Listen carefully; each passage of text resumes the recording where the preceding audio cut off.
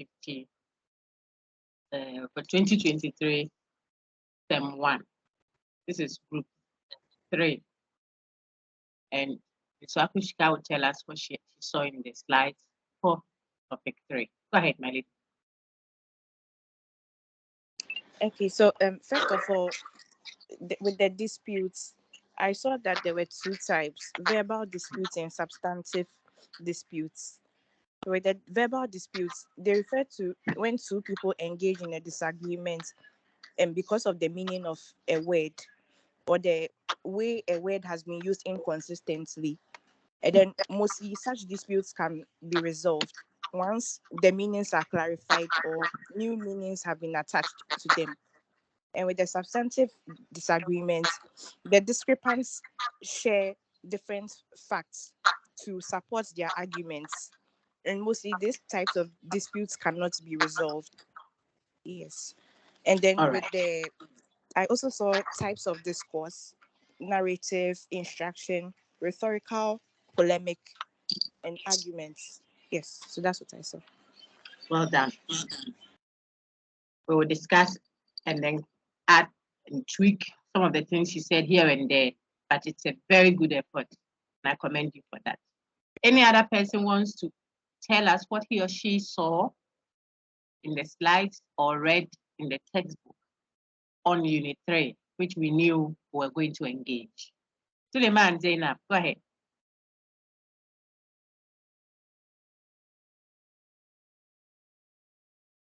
You are muted, please. Go ahead. I read about linguistic biases, and there are three main linguistic biases. But first of all, linguistic biases are various bad ways that we express our thoughts. We have vagueness, equivocation, and then we have ambiguity. Very good. You want to tell us just a little bit of what you think each one of them is? I think I'm very impressed already. If you can just tell us one or two things you saw there. Okay, so on these how I understand the vagueness is the vagueness is when the thought is not being specified to show what it truly means. And also the equivocation. It is when the speaker uses different meanings of a word in a sentence without a link in them. And the ambiguity is when the thought of the person carries more than just one meaning. Well done. Well done. Good effort. Well done. Great. Any other addition still on Unit 3? So it means that so far, even before we engaged in detailed discussion of the unit, just an effort by the student can make him or her have some content, because we have put some stuff there for you. So just engaging it, you study the slides, you try to connect the ideas, you will do fine. Maybe some 50-60% of the work is done. Then the interactive times help you to fill in the extra, maybe 20 or 30. That's how I see it. And then maybe tutorial or your own personal revision will mop it up nicely. You are 100% conk on the concepts introduced. I want to take one more. Where are the brothers? Where are the big brothers? Please, I want one more reaction from the student body on the unit, what you have seen or what you saw that you can share with us. The ladies have talked about verbal dispute, substantive disagreement. They've talked about the linguistic biases that have been identified. There are quite a number of them, but those that we want you to know from the text include ambiguity, equivocation, vagueness. We've seen all those words somehow earlier when we did definitions, when we looked at parts and types of definitions and what have you. We saw equivocation there. When we diagnosed definitions, we saw vagueness, you see. And then now a little addition has been put there, which is what? Ambiguity. And the ladies have done a good job at trying to at least give an inkling of what these different labels stand for. I want one more comment from someone on what they saw in Unit 3. Then we will now expand them. Very good. John, go ahead.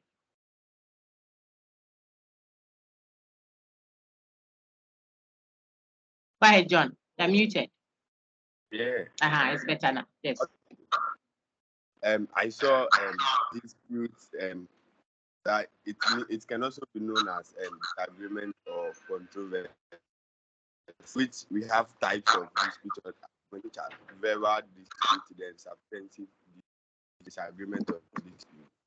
Yeah, that's what I can. Okay. Thank you, John. Thank you. John came to support our lady who set us up nicely, Sarah. So I'll take a Yim of Fair, whose hand is up. I think it's Bridget. Let's check. Oh, sorry, Bright. So a Yim of Fair, Bright. Go ahead, Bright.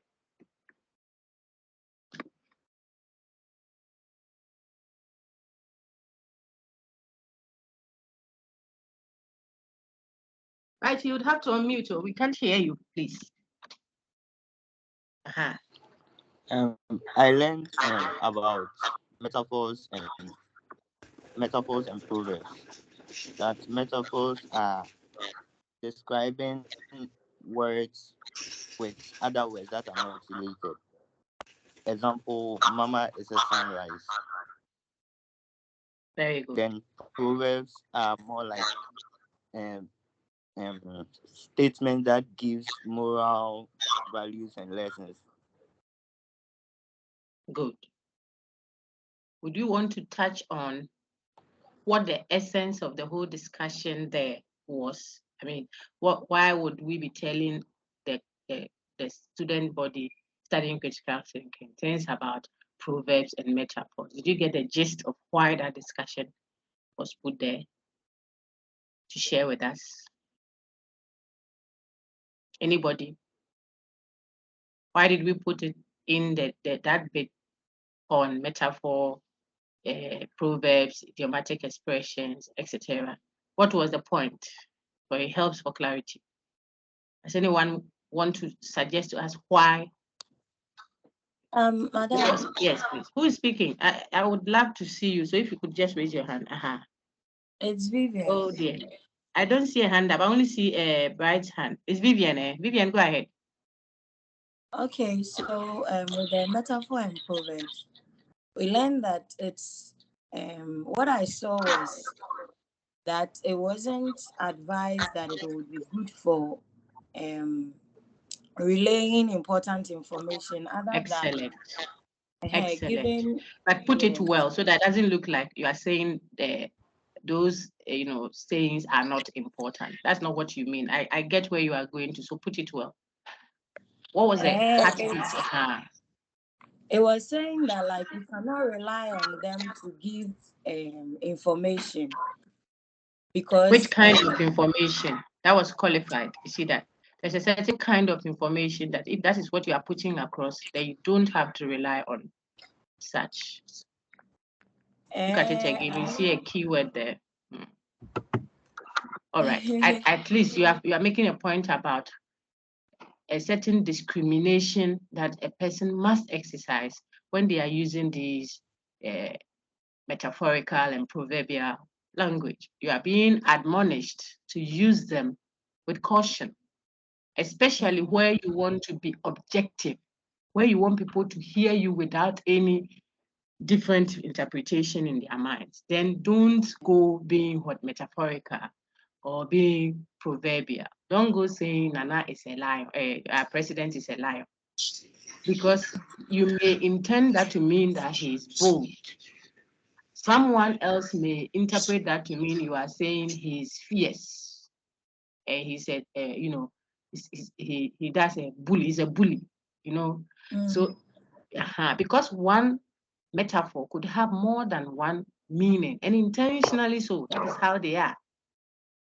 He has kicked the bucket. You see, that one is not even difficult. That's an idiomatic. I want the metaphorical one. So, my mother is a flower. That could mean she's beautiful. It could mean she's weak. It could mean she's fragile, and so on. So people can interpret it in different ways. If you want to say, oh, my wife is not eating well for me, oh, the way she wasn't eating, and because of that, we were afraid of how she can carry the baby and all that. Because she started her trimester, she's pregnant, the first 3 months, she's not eating. We're so worried. Now she's eating. Then you are speaking at a place that, you know, people have different levels of understanding. You don't go saying, my wife is a pig. What? She's a pig now, I tell you. Someone could get offended because someone could interpret that to mean she's dirty. That's what the husband came to tell the woman's family, that our daughter is dirty. Because she's a pig, which is a metaphorical use of what? Language. Could mean she's dirty. It could mean she's fat. It could mean she snores. It could mean she's eating too much. She has become a glutton. Look at one expression. So depending on what someone wants to use that expression for, you may have issues if you were speaking to send across an objective to something that you don't want contentions around. Then don't use metaphors. They are not the place for it. I mean, imagine the bride is coming in and you want to say that this one there, she has body. So the brother will have something to hold. You know, sometimes people want to be funny and all that at a party. And so you want to say that this one has skin, like honam or honam. It's not like she's all tiny, you can't have something to touch. So you mean it to be, you know, something that people will be happy about, commendatory. But if you go and say that at a wedding reception, whilst the bride is walking in and you say, wow, the bride is a pig, you are in trouble. You see, what kind of, you know, metaphorical, maybe you intend it to mean that she's with your honam, so she has body, she's fat. That is a wrong place. So it can create, you know, a certain displeasure. That's the point of the whole session there, which you see in your textbook, and we put there in the content for you. That bracket, there we go. I'm going to start the content. Your colleagues have done the content, so we'll just walk ourselves through and make sure everybody is covered. But this tells you that people have engaged. That is how you should proceed. This is the 4th week. By now you have settled in, you know, a way around, no longer picture.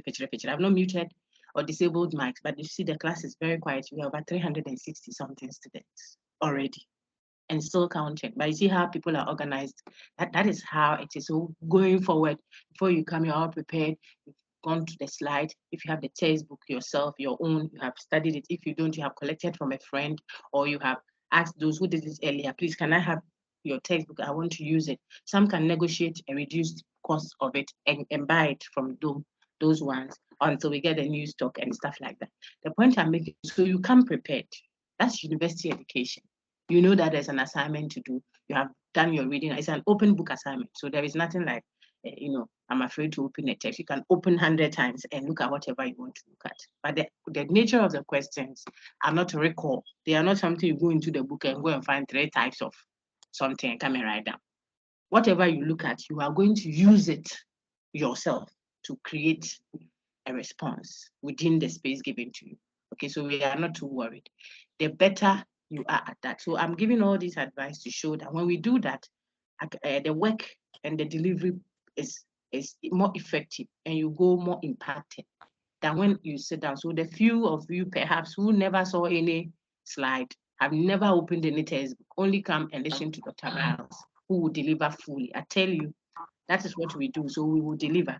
But if you are not engaging content by yourself, the delivery will be perfect. You enjoy the class. You go and even tell others, our lecture there, when we come, we really enjoy blah, blah, blah, blah, blah. Afterwards, when you have to write the honor examination, you see that when you have to write, you don't have a personal knowledge of God. What you have is the one that has been passed on to you. Have to have a relationship, direct relationship with God. The same with your academic work. You have to have a direct kind of contact with the content, not what the lecturer only came to class to tell you. If that happens, it's always based on the mediator's interpretation. Okay, so good job so far. The point then for that slide or that part of the presentation was to tell everyone that as a critical thinker, you have to understand that when an expression is vague, in other words, when an expression is a metaphor, let me use that so that I get it. And I'm going straight to that slide to take that off quickly, and then we'll come back. When you have metaphorical statement, what's the other one? Idiomatic expression. When you have, this is the slide for that. Metaphor, idioms, oh dear. Idiomatical expression, what have you? They are intentionally, folks, intentionally vague. That is how they are. That's the purpose. So this is not the time to critique that expression as vague, because the person is speaking a metaphor, a proverb. You see that sometimes even an idiomatic expression, etc., etc. Those expressions are intentionally vague. Jesus says, "Behold, I'm coming soon." I'm coming soon is 2,000 years plus and still counting, because soon is vague. Soon can be 1 minute from the time the person spoke to 100 million years. If you love him, you won't look for a specific time he will come and do if you show him kind of me love you. Keep waiting. That's the real love. Okay, so that's an example. The dean will come in any moment from now. That is vague. You have to call it out. This is vague. Of course, if you go telling the secretary directly that what you are saying is vague, you may not get any help from her again. So you have to apply some tact. But in your mind, know that this is not precise. This is not determinate. That's what your friend said. This is not what specific.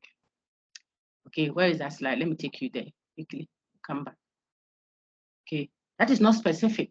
You are going for your passport so you can travel. The people say we are processing it. So come for it when it's ready. Then say, oh, please, when should I come? He says, oh, come any moment from now. Come later. You see, these are not specified. Later can be the minute after she spoke, or 3 months, sometimes 3 years. It's too later. She has not said anything different. So you have to say, please, could you respectfully give me a specific day or time? That will help me plan around it. You are not going to tell her, but what you are saying is vague. Didn't you do some critical thinking or something? You have to know how to speak and clarify to her. And yeah, she will sit in her office as vague, and you won't get a passport. But you have to, as a critical mind, remember you are responding to practical problems of existence. You know what it means. So you tell her, if you could just clarify, that would be very helpful to me. So I'll plan. Then she might say, oh, maybe normally between 2 or 3 days time. So maybe you can come on the 3rd day after you deliver. Okay. Do you have a fair idea of the time? No, any day, any time within the day. Then you can know that, well, on my way this Wednesday, I'm fully booked. I'm doing it. I'm just going to sit there and wait. At least you've got a certain degree of what? Specificity, specify, determination, determinate. Okay, concision. That is what we do not want to happen when we say you are committing the vice called what? Vagueness. It's on your screen now. Any graduate who is not finding a job is not looking hard enough. Look at that expression we put there, looking hard enough. It's vague. What does it mean to look hard enough? What is the meaning of looking hard enough?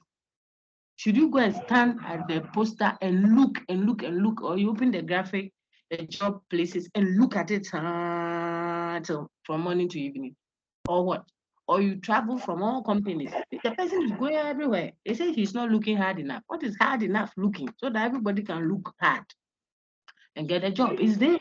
People, it's vague. There's a lot of vagueness. Vague means it's not detailed, it doesn't specify, so that you can go and do that and get the result. Anything. Remember when we criticized definitions and we talked about a vague definition? You say, I just disabled your mic. Okay. When we went to look at problems that we can have with definitions, we said the one defining democracy as freedom for all. Caleb, I just disabled your mic. Catherine, if you don't go off, I'm almost done with disabling yours as well. I did. Please, let's just have the quietness and enjoy the lecture. and have an impact and go home. Okay. Now, so all these things I'm saying is to show you that we have discussed vagueness when we looked at problems that a definition could have. And we said, if you define in such a way that the definitions, it entails a generality to the point that we are not even clear what specifically you are pointing to help us understand the definition. We say it's vague. Democracy is freedom for all. We said, what is freedom that you are referring to? Freedom meaning what? Do whatever you want to do, or what? Or within the limits of the law. And we saw several connotations of the word free. And then we even went further to say that definition has another challenge, which is what? For all what? All immigrants and emigrants, suicide bombers to those who have come to the north or something. When I say those who are neighboring folks who have had to come into our country, they should feel free to do anything. Because, no, that can't be what democracy is. There has to be some restriction. So there should be free flow of people at the immigration, freedom for all animals, all rapists, all armed robbers, everybody feels free. Can that be what democracy is? It's so vague, people. You have to see it, to call it out and ask for specific. Please slow down, people. Can I ask what we mean when we say freedom for all? That's the critical thinker, helping to make policies that work, not policies that look fine and they are empty because of the extremity of its generality. And so we saw that earlier. I just wanted to show you so you connect the knowledge from there to this one. Now, if you got that, then we say, so we call out vagueness when you are using it in everyday language. You shouldn't do same. That's the advice of the whole discussion. I'm going back up where we were. Look up, we are going. You shouldn't do the same thing when you are dealing with a metaphor or a proverb. In other words, a symbolic language. That place, you cannot criticize it for being vague because that is its nature. Metaphorical and proverbial statements are intentionally vague. And so I want one of you to read what is on your screen. We'll take that off quickly. And then we'll come to our verbal dispute and substantive disagreement. Well done, class. I see 2 hands still up. Are there questions? If they are now, there are 4. Let me see. Oh dear. 5 hands. If any of these hands are to ask a question, then I want to take it first. So Patrick, Kekeli, Khadija, Ibrahim, Vivian, Adiku, Seth, Sarah, Joshua, Elom, and Vanessa Tete. Do you intend to ask a question? If any one of you has a question, then kindly unmute and ask. But if it is to read, then I would have to call you. Is anyone asking a question?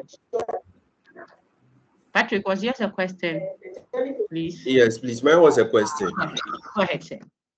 I wanted to ask if is it right to say all metaphors are vague or ambiguous? We just talked about they are being vague. Ambiguity is another technical term we'll discuss shortly, but they are better described as vague, and that is their nature. So it's not an error on them. Okay, it is when you are speaking in an ordinary way, an ordinary way of speaking. You are not trying to be metaphorical. You are speaking in your ordinary way, but then you are not clear. That is when we can criticize you for being vague. But when you speak a metaphorical statement, in other words, when you speak metaphorically or you speak proverbially, we are not supposed to criticize you for being vague. We have to bracket those and treat them what? Specially. Says the text. That's the point we want to put across. Right. Oh, Vivian, is yours a question too? You're welcome. No, please. Okay. Please, who else has a question so that we don't brush you aside? The hands up are to read, as I thought I saw 2 hands before. So we've cleared Patrick's own. What was the other one? Please, if it's a question, you just unmute. Those whose hands are up, unmute yours. There are 9 of you and ask. Vivian, go ahead. Okay, it's not a question. Then we can read. Let me take Amadou Abdul. You want to read? Please unmute your mic and read for me. Patao.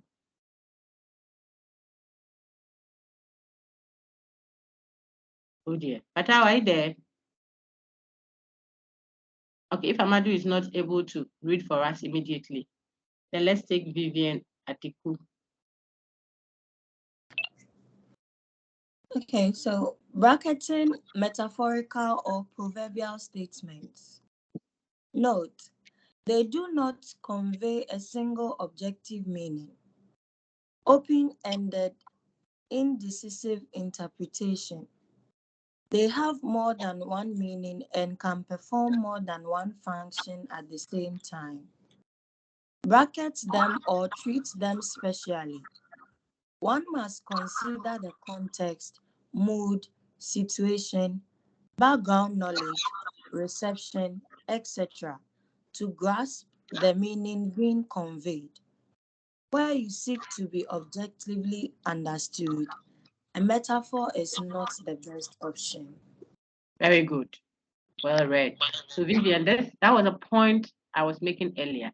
If you seek to be objectively understood, if you want people to understand you without any subjective entanglement, you want to speak about the president and you want to say something positive, for example, because you are in a public sphere, you want to say, let's welcome our president, the lion. You see, the president is a lion, so we are not afraid. And your intention was to say he is bold or he's not easily swayed by it. The lion is bold. The Bible says we should be. We are the lion. Jesus is the lion of the tribe of Judah. We are trying to be like, we are lions, even though we have lambness in us as well. We are lambs. We are also lions. So maybe you want to say something like that. Someone else sitting there who is looking for your trouble already, looking for you to leave that seat so that he will occupy it. Say, you see, the person himself has testified that the president, he is a bully. He's a lion standing there, roar, roar, roar. Because remember, the devil roars like a lion, looking for the one whom he will devour. Yet, Jesus is the lion of the tribe of Judah. The point then is when you say the president is a lion, someone would misinterpret that and use the other possible interpretation that that metaphor or that proverb could have. This is the point. So you want to be objective about a matter and understood as such, then you may want to avoid infantum metaphorical statements. Okay, but then they are very useful to convey a lot of information without being direct. That is their essence. A word to the wise is enough. Look at the proverbs that we know. I told you one the last time, and I think I've captured it in my slide. There you go. The hen also knows when the sun rises, but it is the cock that crows. It can be an advice, I told you, so I don't want to repeat it. I've met the level 100s, the group 1. I did the recording, I've shared it on the academic channel. Those who are there have already seen it. So as much as we can, we want to avoid too many repetitions. But this is another group, so I'm trying to say some of them again, okay, for your benefit, because this is group 2. And I meet Wednesday group 6. Hey, this is group 3, sorry. The Tuesday group, my group 2, so I keep saying group 2, but you are group 3, my second group, actually, then the third group on Wednesday. I'm saying that when you play the recordings, you see that I keep stressing them to help you grab the point. Because this one expression, which is proverbial, example 1 on my screen now, could be an advice, it could be a reprimand or a rebuke, it could be an instruction telling you, it could even be a value judgment, a judgment I'm making on the matter. Okay, so one expression can serve several purposes, and that is what their value. If it's a proverb, you speak it, it is the place of a child to break the back of a snail and not that of the tortoise. That is volumes. It speaks volumes. It says so much. So what? What the elderly will see, and they say what the cat will see, or whatever, what the dog will see and back, whoa, whoa, whoa, whoa, the cat will look at it, and look away. It is heavy. It means that sometimes there are things that you don't back about, not because you don't see them, but you are like the cat, very cunning and cool and collected. Unlike the dog who make noise about everything, even you see. So you can be saying that to your colleague in the office and telling them, look, you shouldn't be worried. You should understand that there are things that the dog will back at, which the cat ignores. And this one could mean you are telling her, don't let your colleague who is not as matured as you are lead you to behave like him or her. But you haven't insulted anyone. The point then is roll back. If you were a counselor and you said this to the couple is sitting in front of you, both the male and the female, say, thank you, lady and gentlemen, for accessing my facility. I've listened to both of you, and I think that after all the discussions we've had, I want to send you off with this very important statement. Please note that the hen also knows when the sun rises, but it is the cock that crows. So I hope that you will go home and live together as a couple. Let me know if anything comes up. That's the counselor or grandpa or someone. The man goes home. I remember when we did the connotation side, earlier on, I said all these things to you. The man will leave the office not overly happy, but not sad either, because what the woman said, the counselor has said, could mean that the sister may have all the clout, may have all the opportunities and the riches and what have you, running the home and all that. But she has to keep quiet. In other words, she has to still calm around herself and allow the man to crow, because the man is the cock. They all see the sun rising, but it is one that does the crowing. Someone has to lead. And a good leader would be the one who follows. People don't know that. So if you are able to follow, it means you are a very good leader. Now, that can give the man that pride. So you are doing your counseling, but metaphorical, proverbial expressions, what have you, can be very useful for that, because you are intentionally looking for an expression that does the job in a double way, a double-edged sword. It cuts here and cuts here, and still everyone is smiling.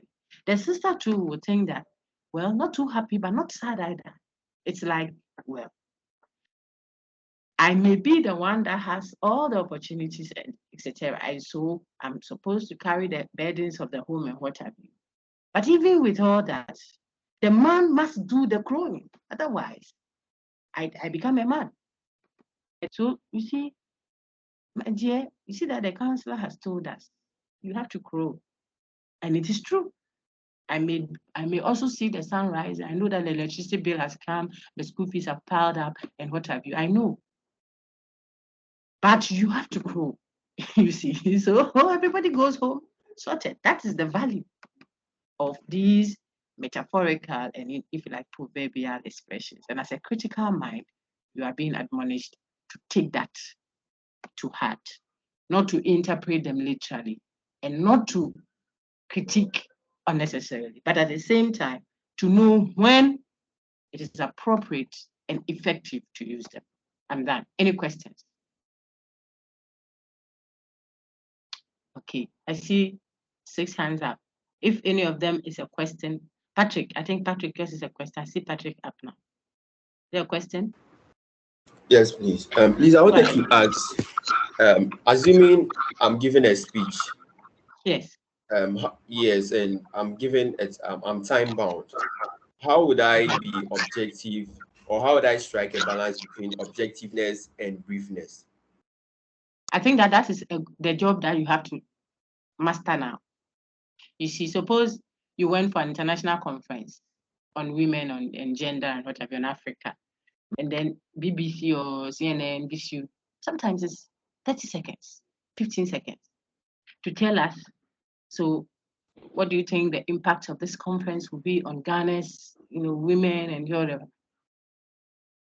This is not the time to do, thank you for the question. I want to greet all my people who are watching me from Ghana, especially my constituency. Hey, auntie, you have been given, this airtime is not yours. They want to know what you think the impact will be on gender, for example, and whatever in Ghana as a result of this conference. Hit the main things. We are going to learn how to do conclusion, how to pull out the conclusion of the matter and the evidences that support that. You should be able to listen to a whole presidential speech and be able to tell that ultimately, in one sentence, this is what the whole issue is about. Bible says the end of the matter is love God, obey his command. That's the conclusion. That's the conclusion of the whole scripture. From Genesis to Revelation. The end of the matter, anything, love God, obey his commandments. So bring your car, appeal to this, fasting, this, all the gimmicks and jumping around that we all do. Ultimately, the conclusion, one, love God, obey his commandments. The person comes and then IMF and this one has done this, and because of that, ultimately the conclusion is vote for me. Campaigns is that is all. That's what the person said. So, big boss, to answer you then, it depends on what you are going to do. What is the key thing? Is a skill we work on together. And the time given, like a presentation, this content can be delivered in 5 minutes if I have a target group in mind. And then if I'm given 3 minutes to do it, I have to pick out the key things that I think are necessary. An effective speaker knows what is essential. And what is essential is what he or she will give attention to. See how long I've spent time on this part. Because if you get this, the other ones, ambiguity and vagueness, and what the other ones that follow, they are self-explanatory. One statement having more than 1 minute, that's ambiguity. But the intricacies around how you should treat metaphors need some highlighting.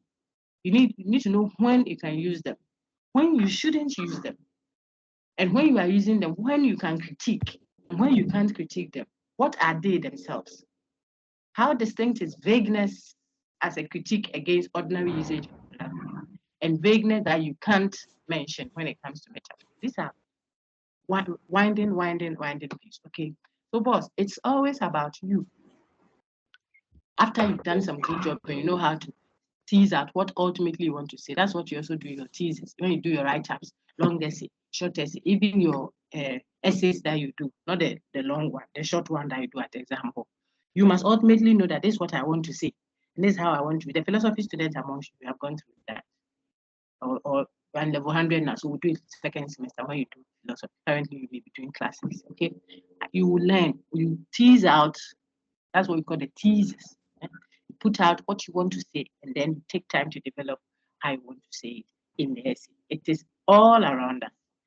And so if you're a journalist, you want to report, the same thing. The headline must capture what you want to say. Then when we go into the paper, we'll trace how you said it. Okay, boss. So it's not like something like I'll tell you, we'll use 5 minutes to do this and use 10. Maybe they gave you 3 minutes. Maybe they gave you 30 seconds. Maybe they gave you 5 seconds. You should find what the conclusion is. What do you want to say? After all is done, what do you want to say? Capture that. And then now you can show us why you are saying what you want to say and what the purpose is. And I think that you'll be able to work within the given time and space. Right? You have to develop it. So it's a work in progress. Okay. Let's take Jonas if it's a question. Thank you. Jonas.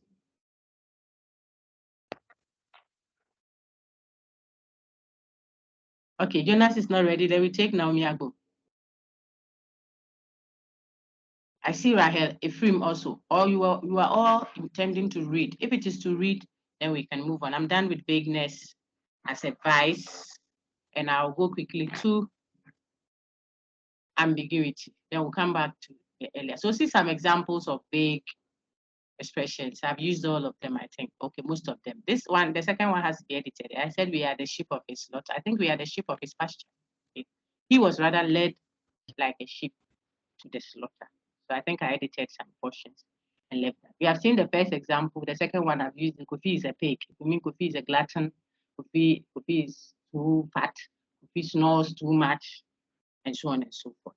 We are the sheep of his pasture. Doesn't mean we have 4 legs. It is symbolic. It didn't say we are the goats or the pigs or the zebras or the monkeys of his pasture. You have to take note. It's metaphorical. So there is something about sheepness that we are being related to if we believe that we belong to his fold. So this thing about my kids, kid is the baby of a goat. To be careful of the language. People don't know that. Okay, the faith matter anyway. That is kid. It's goats that you can't tame them. Their babies are kids. So if you call my child a kid, you have trouble with me. All right. They are angels. They are doves. They are precious ones. If you can't call them by their name. Okay, we are the sheep of his pasture. Life is war. Then you go and take guns and knives. No, the person is just being symbolic, metaphorical. Brian, life is war. There's something about the war that the person is telling you you can find with life. It's not saying go and take guns and bombs and detonators and war. So perhaps someone will hear this, maybe an advice from uncle when he's traveling, tells you, when you go, my son, understand that life is war. You won't listen. Yeah. As he's saying everything, you are just sitting the life is war. Have to get a gun, have to be aggressive. No, not at all. Okay. My lecturer is a gem. Gems are stones. I'm not a stone. These are examples I got from students. When I get them, I pile them and put them. I'm not a stone. So there is something that the person is communicating. And that is what we have gone through. Now, vagueness, that is acceptable metaphorically. But vagueness that is not acceptable in ordinary usage, we have seen some instances already. And so we can look at some other, what's the expression? Vices, that is wrong use of language, ambiguity. Jonas, please read for me. I think you wanted to read, then I called you to answer a question. If you are there, Okay. kindly read for me. Yeah, that's the title. Diagnosing ambiguity. When a statement is made, but that one statement can have two different meanings, and the intended meaning is not clear from the statement, it is criticized as ambiguous. Very good. Then I tell you to compare it with equivocation. Okay. So you said one thing. Don't everybody just be at peace. Don't let this stress you at all. It's straightforward. Ambiguity just means the person said only one thing, made one statement, but that one statement could have more than one meaning, oftentimes two meanings and all. So ambi means two, can have two, sometimes even more. Okay. That is what ambiguity is, no hassle at all. So the expression is one, but it can mean A. That same expression could also mean B, and that is what we call ambiguity. Now, when you are equivocal, I've seen it earlier, so I'm referencing that. When you are equivocal in the way you are using language, you could create ambiguity in the minds of your people. When you keep shifting from one of the meanings of a word to the other and still suggest that they mean the same, you could therefore create that confusion in the minds of your listener. So equivocation could lead to ambiguity, but ambiguity is what you see on the screen. Some examples will help. Please read everything and then I'll touch on them quick. Examples of ambiguity. I have always wanted to apply for leave to take a course in critical thinking, and now I finally have. The question is, and now I finally have done what? Okay. The question is, and now I finally have done what? Which of them have I done? Because I said I've always wanted to apply for leave to take a course in critical thinking. So now, if I say, and now I finally have done what? Applied for the leave? Perhaps yes, but not taking the course yet. That can still be what I mean. And now I finally have. Or that I have now applied for the leave and taken the course actually. You have to ask. I gave some interesting examples with your colleagues. I said, it could be a business transaction. The person says, oh, if you bring it, I'll apply for this and this, and currently I have done it. And I now, what is it? And I finally have. Ask him, please, can you explain, my business partner, what have you finally done? Because it could be that he has only finally applied for the contract for you. That doesn't mean, and you have gotten it. So your money may be with Men's Go. Apologies, but I want to use that. If you don't ask for clarity, this is ambiguous. And now I finally have done what? The second one said, angry goat injures farmer with cutlass. The weight is the source of ambiguity. The weight, how we are using weight, is creating a double meaning in the minds of those reading. Are you saying that the goat was holding the cutlass and injured the farmer? Because you said angry goat injures farmer with cutlass. Is it the goat that was holding the cutlass? Don't say oh dog, but that one. But that one what? Sure. If the guy wrote his report at the police station, and you don't ask him to clarify that, or you yourself, you don't clarify that, at the law court, he will tell you, I didn't say with the cutlass as in this man was holding the cutlass. No. I said the goat. That's what I saw. Haven't you heard people who have shot someone in the bush and then at the law court, they said they saw a monkey?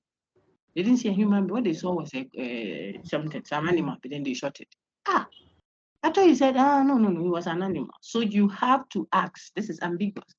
Wait is the source of ambiguity. And if you are asked to disambiguate, it means take away. Sometimes it means split it into the two possible options or take away the ambiguity. Okay, and you cannot determine what the person wanted to say. So you split the two and show that this expression could mean this and it could also mean this. Okay, that's what it means to disambiguate. So angry goat injures farmer with cutlass. You could say the angry goat injured the farmer who was holding the cutlass. Or the other way around, the other one, which we don't believe, the goat holding the cutlass has injured the farmer. There's clarity in what exactly you want to say.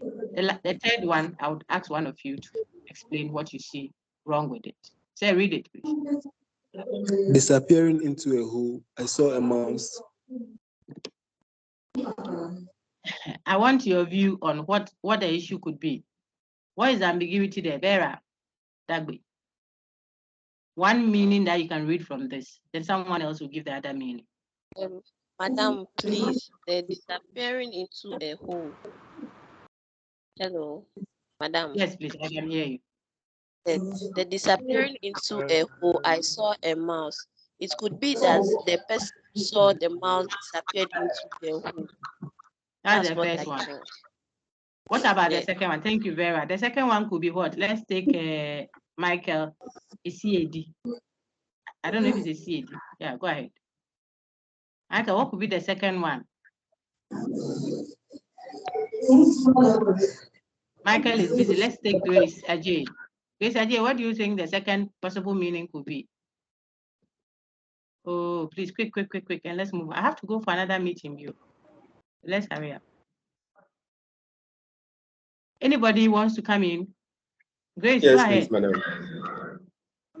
Patrick, hold on. Grace, go ahead. Grace is speaking now. Grace Ajay. Grace, do you want to respond? If not, then Patrick can. Okay, Patrick, go ahead. I think Grace is still. Okay. Madam, please, with this sentence, disappearing into a hole, I saw a mouse. I think there's a grammatical error, which is dangling modifier. So the rule of grammar is the pronoun that follows. Tell me what makes it ambiguous. So the sister says, if so you it say could be that disappearing into the person hole, disappearing into the that's hole Madam's is, own. okay, so Go it ahead, could be that the person disappearing into the hole is I, like the I there is the one disappearing into the hole. Exactly. So the person could be saying that when I was disappearing into the hole, and the hole could be the tunnel at the underground there at Spinters. So as I was disappearing into that tunnel, I saw a mouse. That could be one meaning that is being put across. And the other one could be that what? Say.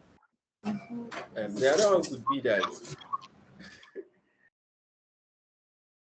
the person saw a mouse disappearing into the hole. A person saw a mouse and the mouse was entering into that hole. Okay, thank you very much. That's the ambiguity we want to correct. So please don't speak this way. You may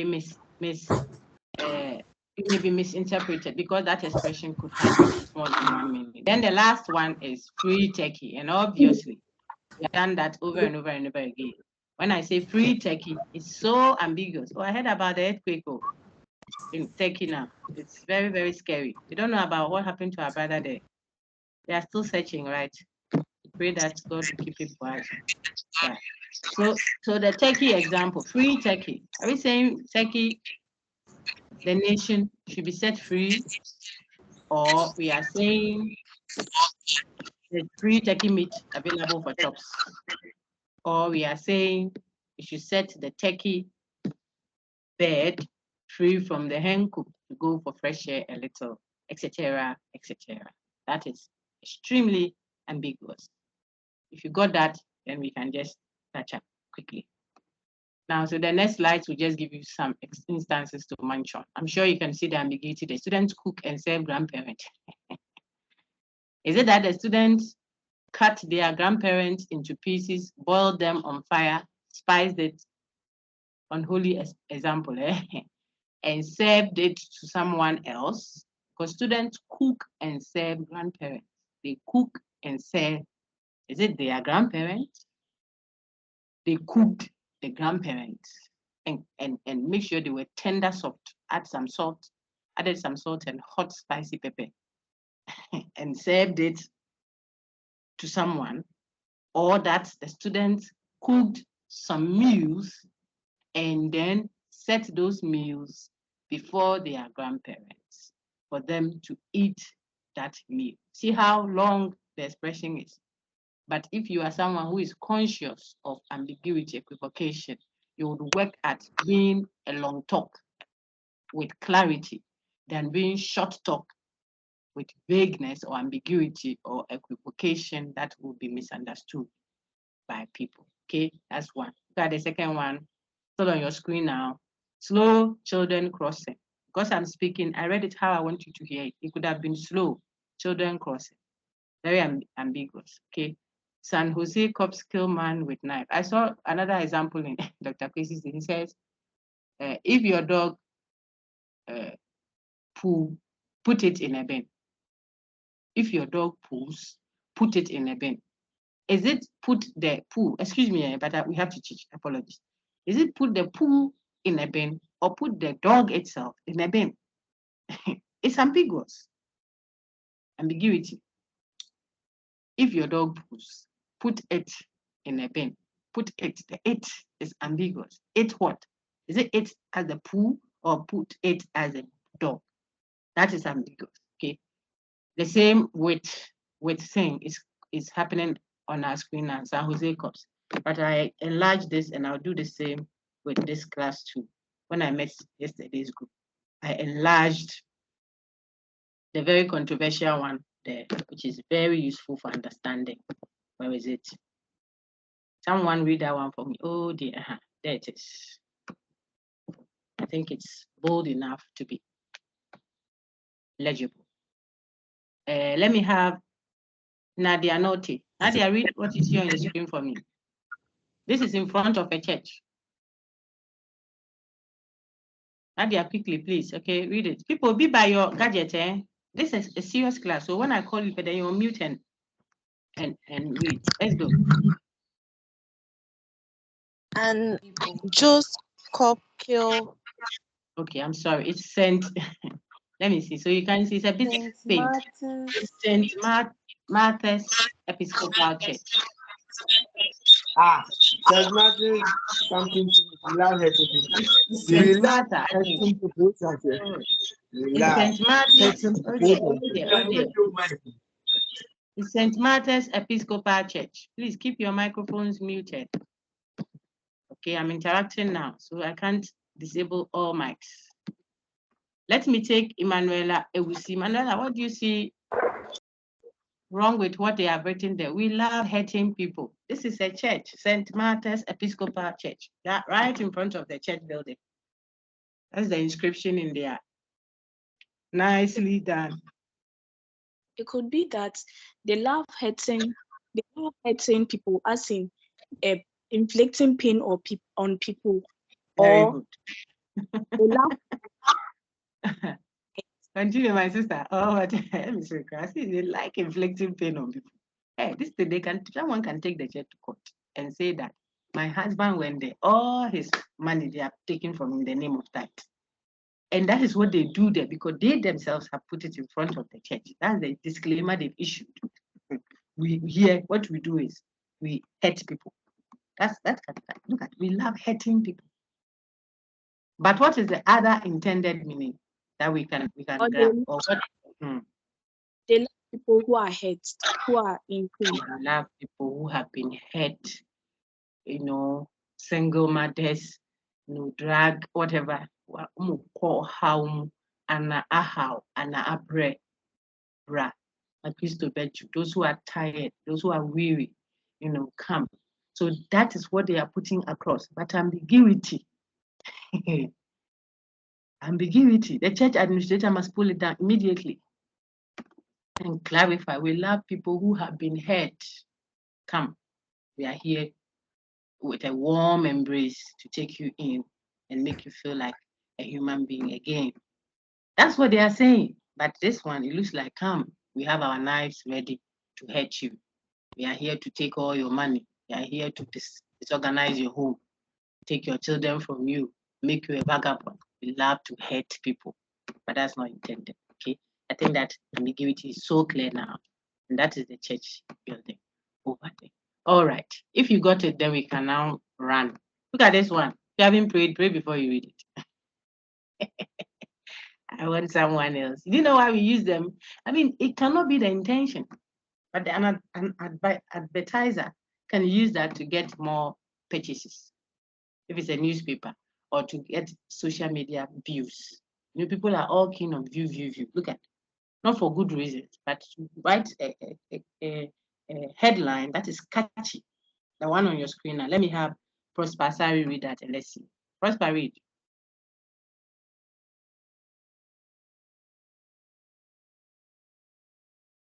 If Prosper is not ready, let's have Emanuela Ewusi. Emanuela, read for us. Priest marries his own son.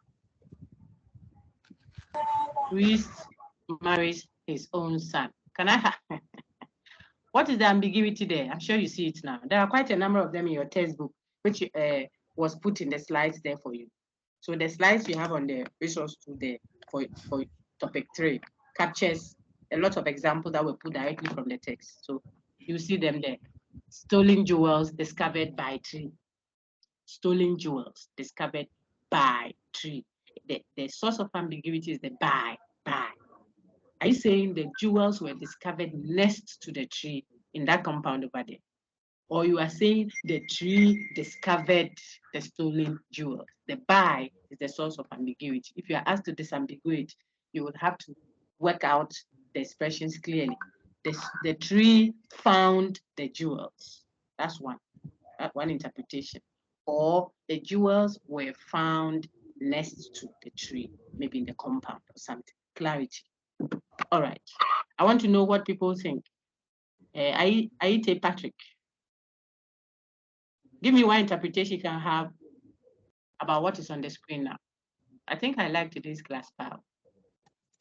Aite, go ahead. Okay, so, Madam, it could be like a priest has married the son in a homosexual way.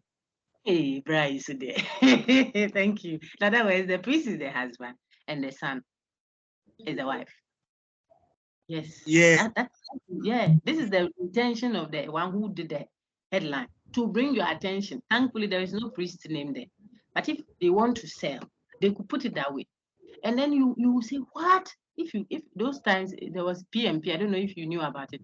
People and Places, it was a newspaper then. I don't know if they are still there. When social media wasn't that high up there like it is now, people would want to rely on entertainment news through PMP, and you can pass by the newspaper stand. Then this one is the one that is projected on the thing there, you know, and then you go forward and come back and say, hey, the people will go and stand around and look, and you can't see what is inside. But you see the headline, and they say, then you go home saying, they say some priest be his cause so and so, he has done so and so with the son, my brother. This could also have another meaning, which is what? The one that perhaps is the main one being projected. Harriet, tell us what you think. Apart from that, the priest has given a husband to his own son, who is now his wife. What could it also mean, Harriet? Okay, I think the priest has married off his son. To another woman. Very good. So the priest has married off his son to a woman, you see, or whatever, to a man. Now that should show us that If you wrote what is on the screen, that is ambiguous. And I think that this time, people are clear in their minds about what ambiguity is. Equivocation we saw, so I won't spend too much time on it. That's the essence of following. Hello, madam. Oh, my brother, what is it? Go ahead. What is the issue? Go ahead. Madam, please, I've raised my hands. I've raised my hands that you don't call me. But about 23 hands raised. How will I be able to go? Boss, you are not alone. If you like, let me ask the class. Now there are 16. You let me ask right now. Someone whose hand has been up since we came. It has not been called because the hands are plenty. Okay. What's your question? Go ahead. There's I wanted to talk about it. Say your own again. Say it. Say the same thing. Let your voice come inside. The example that you were teaching something that they can be one. They have different ways. I wanted to ask, but when I raise my hand, you don't call me. Sorry. So what's the question? Is the question clear now? That's why you don't call me there. It is an accusation. If you say you don't call me, it's accusation. You are the critical thinker. Because it's not a decision not to call. I said I announced 15 hands up. Some to read, some to ask a question. So sometimes you see, I'll say that there are hands up. Maybe someone wanted to read. So it's not a question. If it's a question, then I'll say I allow it. You unmute and ask, so that I'll fish you out of the path. Because if you ask one after the other, by the time you finish asking the 15, there'll be another 15 set of hands up. So don't get it. We are 433 now. Now 432. As we speak. Okay. I think someone's thinking. If even 100 of them raise their hands, we won't finish calling. 2 hours in a lesson. Okay, so be at peace with yourself. If your question hasn't been sorted, ask or mute and ask. If it is sorted out, then it's fine. Okay. All right. Let's go. So I'm going back to the thank you, sir. Then read my slide for me. I want to hear your voice now. So read this one. Diagnosing equivocation. If you can see it, yeah, then please read. If different connotations, meanings of one word are used in the same context, in a way that suggests that the meaning is the same when the meaning have shifted without notice. Yes, the speaker is. Okay, the speaker is accused of being equivocal. Thank you, sir. I think John, please read the same. Oh no, you have been disabled. You were disturbing earlier, I think. Let me take Jemima Mankata. Yeah, they blocked that place by some. Lady Jemima, please, can you hear me? Yes, please. Then please read. I want someone to read so that our special student, just in case they are here, can also hear what has been read. Okay. So go ahead, my lady. Diagnosing equivocation, weak or equivocation. If different connotations into brackets meanings of one word are used in the same context in a way that suggests that they mean the same, when in fact the meaning have shifted without notice in the audience, the speaker is accused of being equivocal, into brackets equivocation. Well done. Well read. Thank you. So now let's look at examples. Because we've done this over and over and over again, you see that I'm not dwelling much on it, but now to give you more examples, like I promised when we did it the last time. So some examples. Noisy children are a real headache. 2 aspirin will make a headache go away. Then the person concludes, therefore, 2 aspirin will make noisy children go away. This is equivocation on the word headache. You see that if it's equivocation, a word will be repeated. Whenever that word is repeated, another meaning of it is applied. Yet, a conclusion is drawn suggesting that both meanings are the same. That is what is equivocal about it. If we say children are a real headache, we mean they worry, they are a nuisance. It doesn't mean they give you pain in your head that you need codeine or APC or para to make it go. The first sense of the word headache on your screen is saying that children who are noisy can worry you. They can worry you, take away your peace of mind. The second statement, however, is saying 2 aspirins, 2 paracetamol, I think of it that way, will make a headache go away. If I have pain in my head, headache, This headache is not the same as noisy children being a real headache. The same word, different connotations of it. So if you come and conclude, therefore, 2 aspirins, which would make a headache go away, you want to apply that same and say 2 aspirins will make noisy children go away, then we'll say you are being equivocal.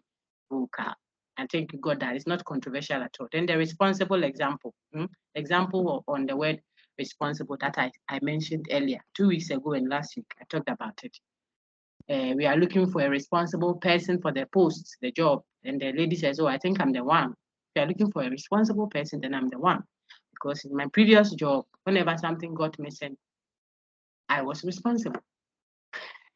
As soon as she finished, say, okay, thank you very much. We'll call you when we are ready. You will never be called equivocation. You are stealing at the place there, and you have come to confess in the name of being responsible. Then the third one on our screen, I think that my lady can read that for me, and then we will move on to some other topic. Go ahead.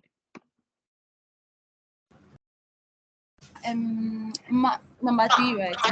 Yes, please. Okay. Mad people must institutionalize. Zainab is madly in love with Abu. with Abu. Yes. Oh, you can see the last part. Should I roll up? Yes, please. Okay, then let me do that. Sorry. I think it will be better now. No, Mad okay, people, yeah. Must be institutionalized. Yes. Zainab is is institutionalized. Please, do you understand that? It means they must be put into an institution like Ankafo or somewhere so that they'll be taken care of. Okay. Zainab is madly in love with Abu, so she must be institution. The word is not coming. It will come. The word institutionalized. Now, so you see the ambiguity there. I think that there is no qualms about it. Now people are clear when we talk about it. So the first use of the word mad is talking about. I mean, we didn't want it to be, well presented because we are making a point about equivocation. I would have said mentally sick or something, but we want to show that Zainab is madly in love with Abu. Odono teta bobo pret. You know that thing we say, I love him like Hamatan Popo. Extreme love can be described as for being madly in love. This madly in love expression is not the same as, mentally sick madness, which has to be institutionalized. So if you go say we should put Zainab in an institution because of how she is madly in love with Abu, and your premise is because mad people are institutionalized, then you have been equivocal. You are confusing one word's different meanings in the same context without discriminating. And you don't clearly tell us that you have shifted. You make it look as if they are the same. That's equivocation. I think it's clear now. So ambiguity, you have one expression that can have more than one meaning. By equivocation, you have a repetition of a word, and whenever you are using that word, the meaning is shifting. And yet you make it look as if they are the same. That's equivocation. Then vagueness, you are not even determinate or clear. We have seen this slide already. Any question, please? Okay, the rest of the slides would have been on types of discourse, which you have seen already. So now we can go and then yes, top up with what your friends did a good job at that I nearly wouldn't have gone through, but for the sake of someone who may not have seen it at all, I'll go and do some 10 minutes or so on verbal versus substantive disagreement. I see 14 hands up. Is it to ask a question? If there is any hand that is up, that is to ask a question. Then please unmute and ask. But if it is to read, then please put your hand down so that I can pick out someone who may have a question. I see these hands up, maybe to guide you. Mama Carter's hand is up. Harriet, smile. The others are IDs. Ajiman Boatin's hand is up. Very good. The class has been very cooperative today. The hands are just going down like that. Smile, was it to ask a question? If not, then please put your hand down. Okay. Excuse me, I see Irene Bimpon's hand. Chami John. Sometimes people don't know they've raised their hand. So if yours was to ask a question, now we have 7 hands. My means here, don't share me. Is it to ask a question? Then please go ahead. I still see 9 hands up. Are you all asking questions? Then you Please, may. it's to ask a Go ahead. thank you. Hello, madam. You Madam. Irene, go ahead. Hold on, please. Let me hear Irene first. Is that Irene speaking? Okay. Oh. Please smile. Go ahead. Smile, go ahead quickly. Then I'll take Irene afterwards and say Mami Chema. Okay, let's work that way. So smile, go on, go on. Is Smile your name? Is Smile your official name, please? Yes. Okay. You go ahead. Go ahead. We don't have much time. Yeah. I want to ask that in the vocational, is there another meaning, like meaning, why we can get it? Is there another what? Is there a clear meaning, like when there are two words, is there a clearer meaning where we can all get? In other words, where there is ambiguity.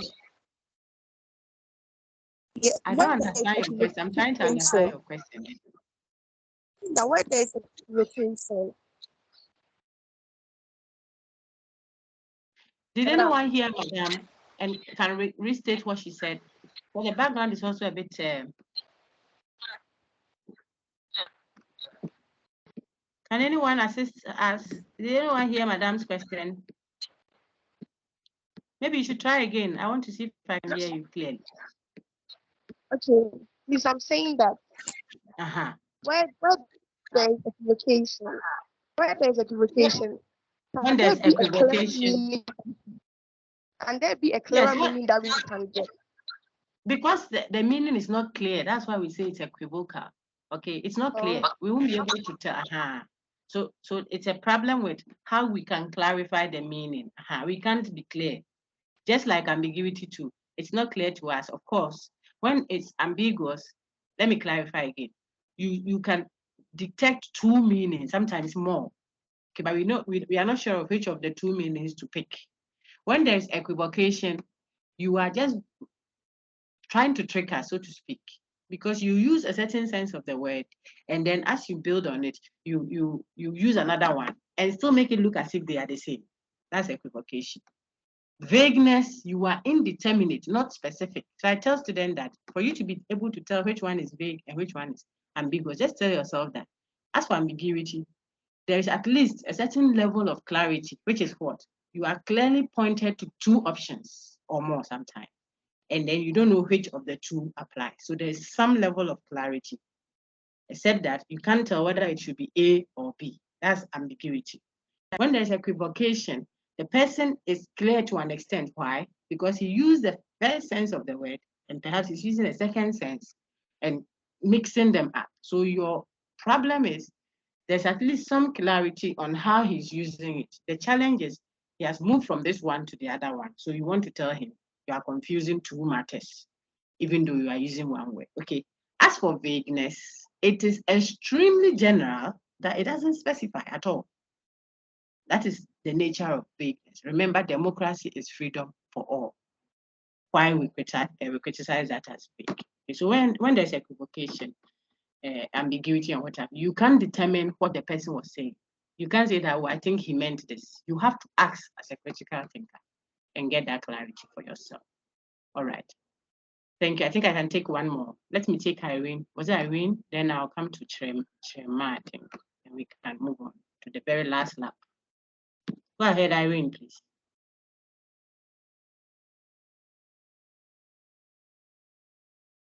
Okay.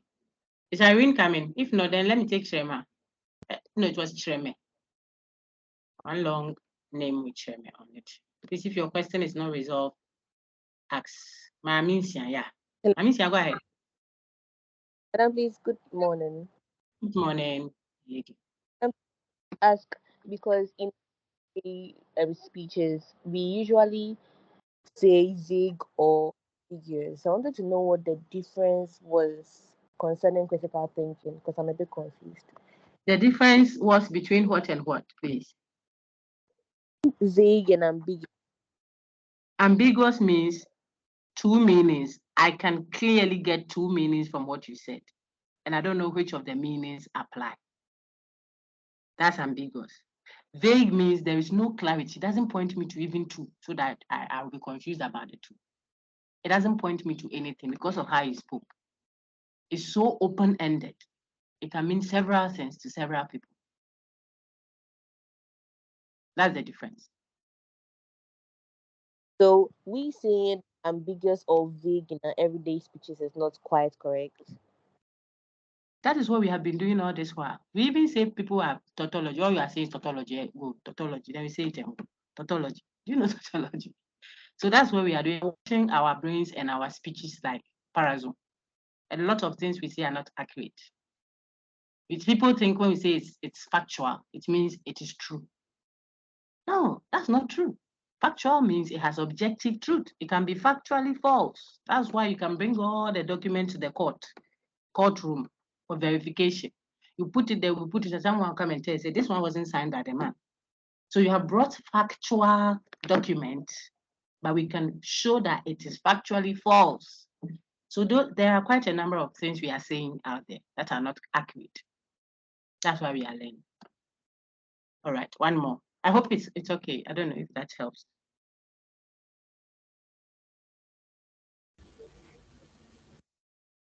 My lady, is that okay, please? I don't want to brush you aside unless you are fine. I mean, yeah. All right, thank you. Let's take one more, I think, and then I can go to the very last lap. There was someone. There was an Irene. I hope I didn't skip you. If not, I take Mark Ashi. 8 hands up. Are they all questions? John Chami, Harriet, Joshua Elom, King Dave, Chiofila. Are they all questions, please? Yes, please. Mark, go ahead. Okay. I have this. There's this popular statement. You are speaking, but it's quite faint. I don't know if you are using a gadget or headpiece or something. Then kindly take it off, please. Okay, I have taken it off. Yeah, it's better now. Go ahead. Yeah, there's this popular statement that goes, a mother beats up her daughter because she was drunk. Now, is this statement an ambiguous statement or vague? You said the mother beat up the Her child. daughter because she was drunk. What do you think? I like the example. You said? You think it's what? I think it's ambiguous. Why? Because it's okay, what is the source of ambiguity? Where is the please, what is the source of ambiguity? Yeah, what is the source of ambiguity? What word is created or what phrase is creating the ambiguity? That's what I'm asking. I think it's the she. Well done, that's very correct. Perfect. Yes. It's ambiguous. Yes, it's not vague. Because okay. the mother is a she and the daughter is also she. So the question is the person saying that the mother beat up her own daughter because the mother was drunk, or she's saying the mother beat up her daughter, that daughter who was drunk? You see how I'm speaking? So there's clarity. Yeah. So but how the person said it earlier is not clear. And you know, it's sometimes in our local language, the way we speak. I've told you, someone comes and says, "Oh, mommy, where?" And the child goes, "Ma, and you know, where is your mother?" And the child goes inside, "Ma, and is calling you." I said, "Where is your mother? Did he say call your mother for me?" And so on and so forth. So we will work at it together and make it better. Thank you so much. Now let's do the last lap. Permit me to disable all mics, eh? I want to mute all, but if it is still being too much of an interference, I'll disable them. Let's do the last lap. So now it's only muted. Verbal dispute. The ladies did a good job at it when we set up. So you see that I'll just emphasize. You don't want to say, yes, please. I have one last question. That was what? I have one last question. Hold on, I'll take it. Okay. Now, when you come to, I'll take it. So just keep your hand up. I'll take that question. I'm saying that verbal dispute versus substantive disagreement, these two ways of disputing. I try to make it as rounded as I can. But there's a certain confusion that you shouldn't get trapped into. When we say a dispute is verbal, from the word verb, so think of language, okay? It means the two people, let's assume two for now. Disputes can be between or among several people, but we want clarity. So let's just assume that two people are disputants, there are two. The two people are saying the same thing, but they are saying it differently. That is what a verbal dispute is. The thing is about language, how they are saying it, not what they are saying. So what they are saying may eventually be the same, substantively speaking, but the expression, the way, the language that is capturing what they are saying is what seems to differ. That is why, listen please, that is why they can stipulate, there can be a stipulative meaning. Stipulative meaning means we can agree that, okay, let's take it that what I mean is this. The two people can agree. They can stipulate meaning to resolve it because they are not substantively disagreeing. The substance of the matter is the same. They're saying the same thing, substantively speaking.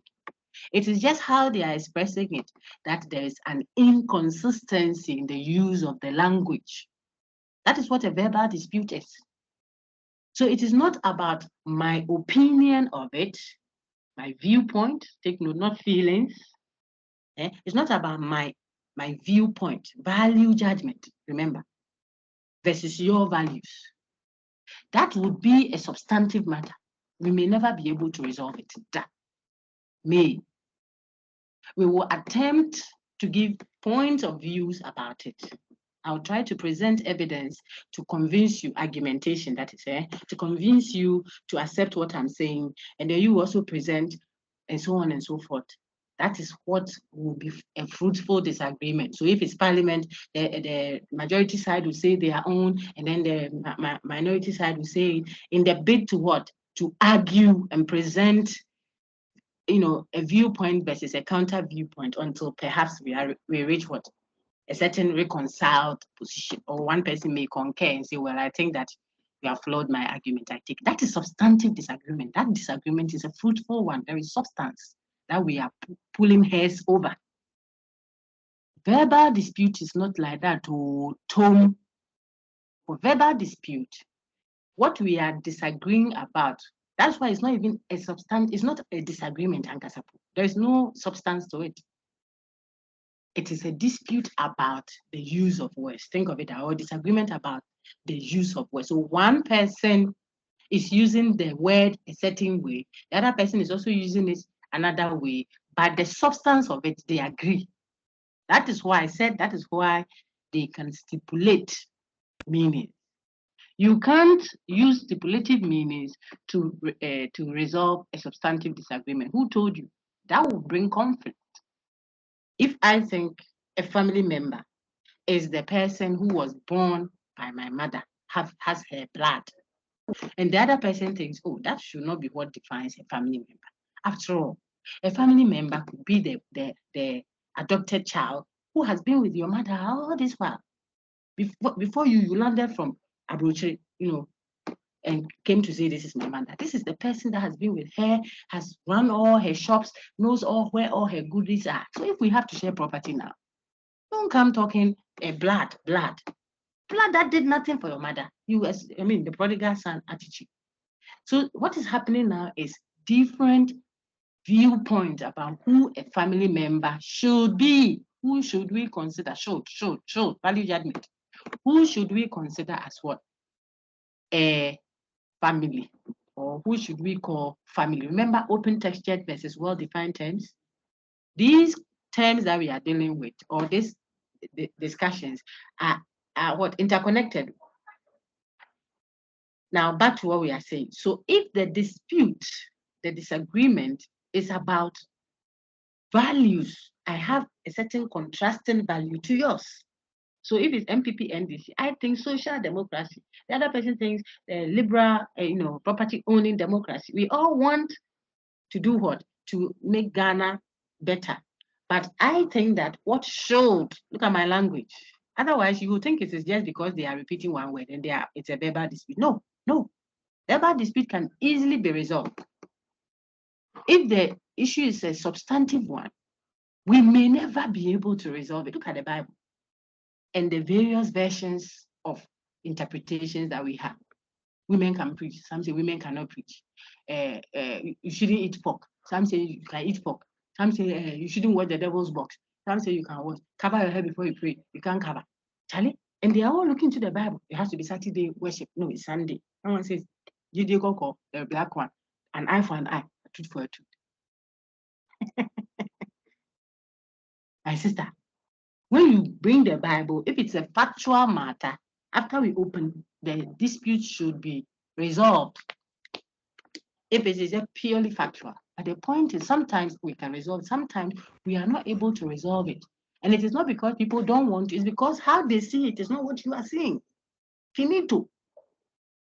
So if you don't cover your hair, you try to pray according to some, the reception to heaven will be blocked. You hear the number you are dialing cannot be reached at this moment, unless you remove the scarf.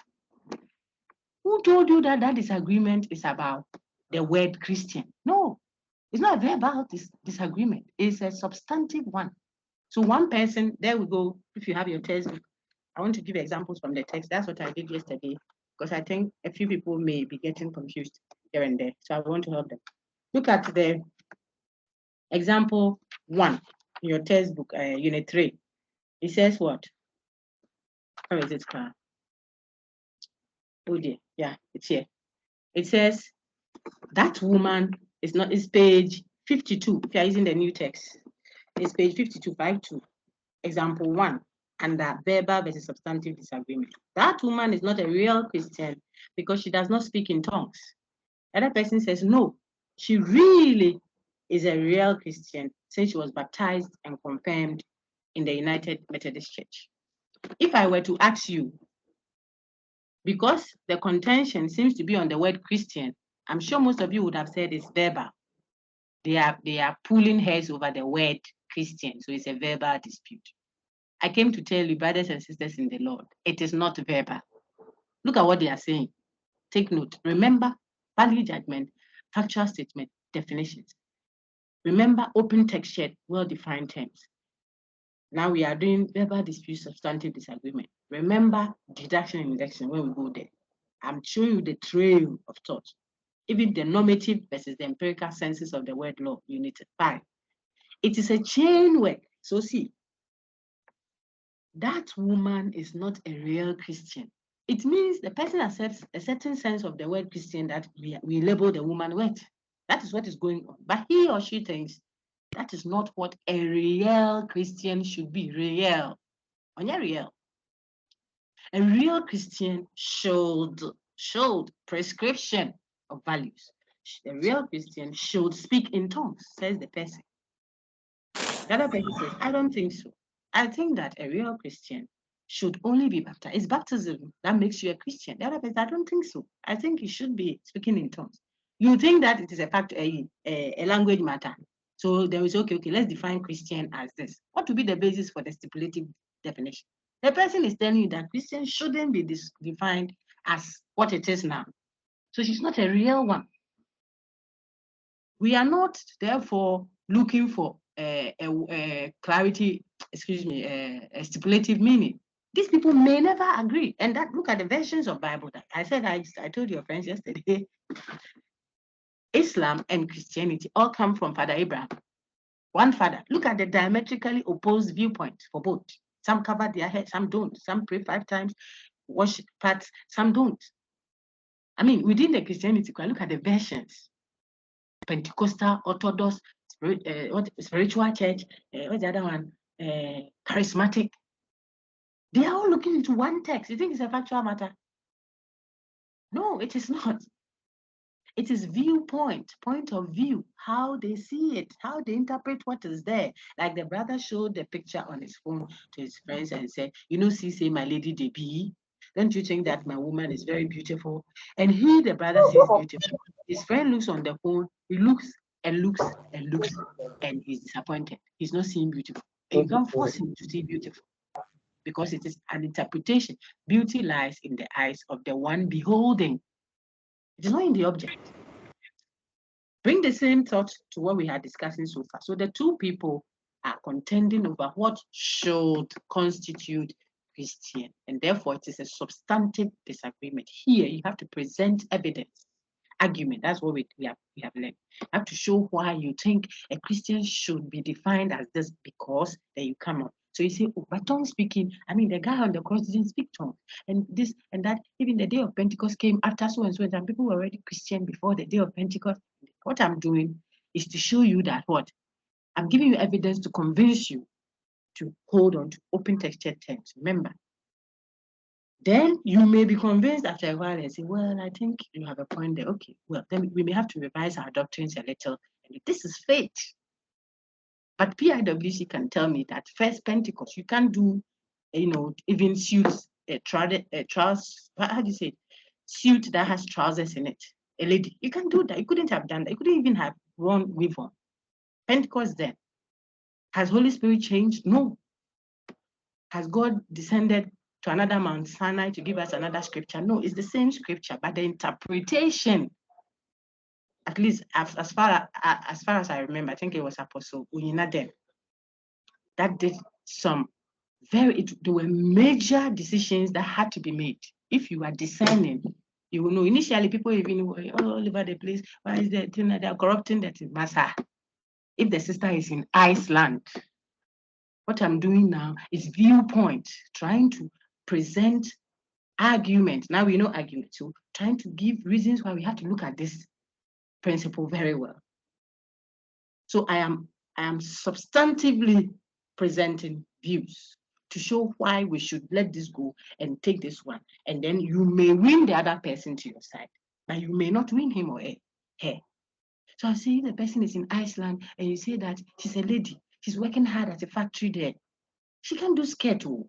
Ice will freeze her to death. She has to do some trousers. So perhaps the men clothing should mean indecent clothing on a woman. So if you dress indecently, you are wearing a man's clothing. Maybe that is what is being expressed. Because God created snow. There's snow there. And God blessed me to travel there. I need money to bring home. I'm driving. Then I'm going to fall into a ditch. You see, cover your hair before you pray, for example. But I can see a deep pit ahead of me. Do I go straight into the pit and in the name of covering my hair, look for my scarf? Where's my scarf? Before I pray? I'm explaining substantive disagreement for you to understand. So someone will say, I think that this is our view about covering our hair. Yes, it is to have some solemnity, to have a sense of decorum around when you are praying and some concentration. All that is good. But if I'm driving and I want to pray, and you say you have to close your eyes so that you be in the spirit, how can that be? So you see what I'm doing? I'm presenting argument, reasons why I think it's important to close our eyes before we pray.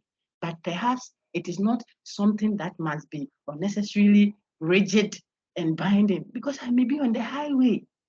Then I see, something that looks like some, thief-free armed robbers on the road.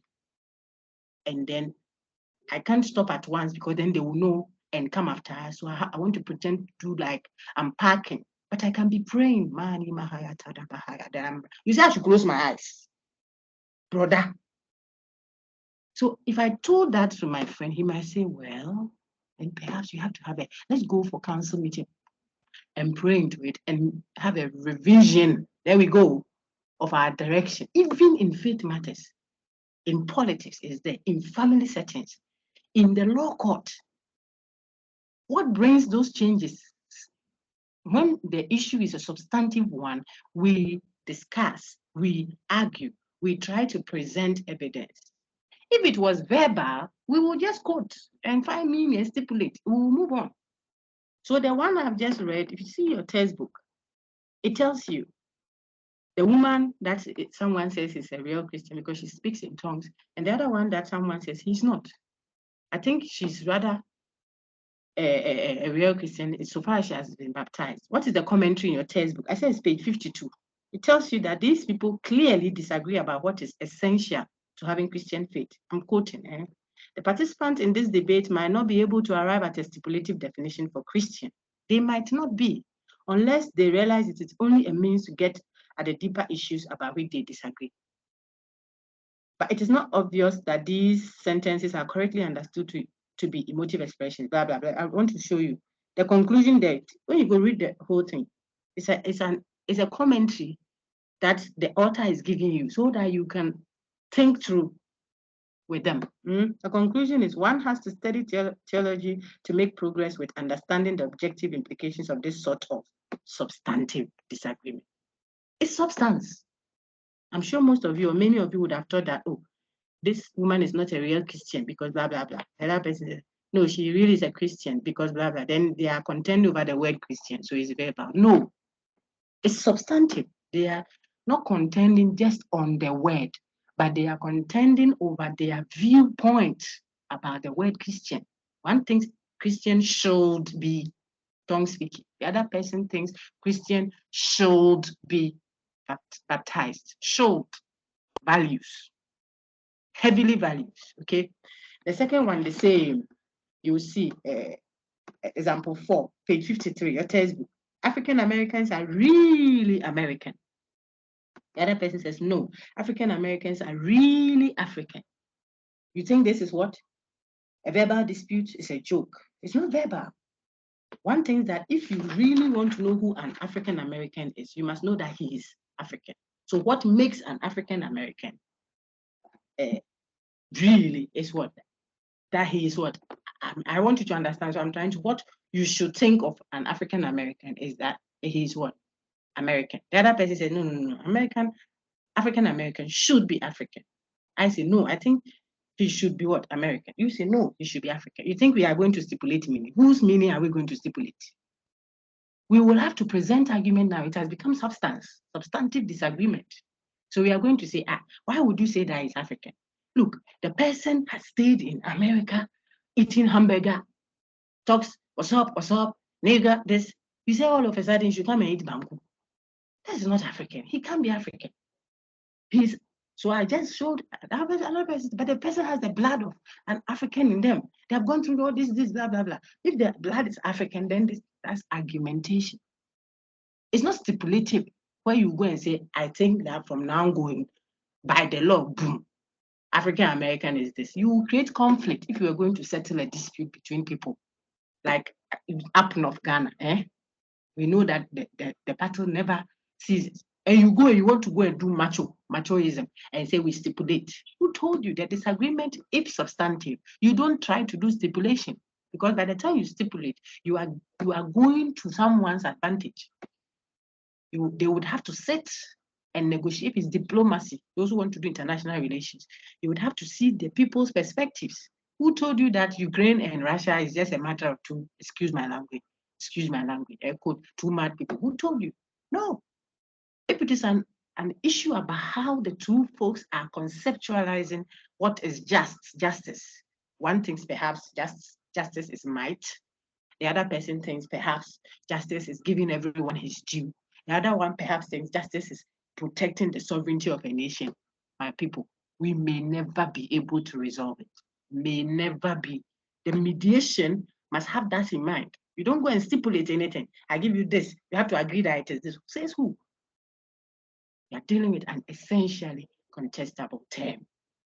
And so it's not like mathematics where you have 1 + 3 must be 4, regardless of where you find yourself. If the notions we are dealing with are open texture and people are showing their interpretation of what it should be, then we allow for argumentation, contestation, viewpoints, and then as rational beings, we look out for well-argued positions, and then perhaps we may revise our view. And that's what I'm giving you all those, from church to politics to whatever. People change carpets, move carpets or whatever. I move from one party to the other and say, I think that I'm more convinced now about this policy or this party, whatever belief, than the other one. And they change.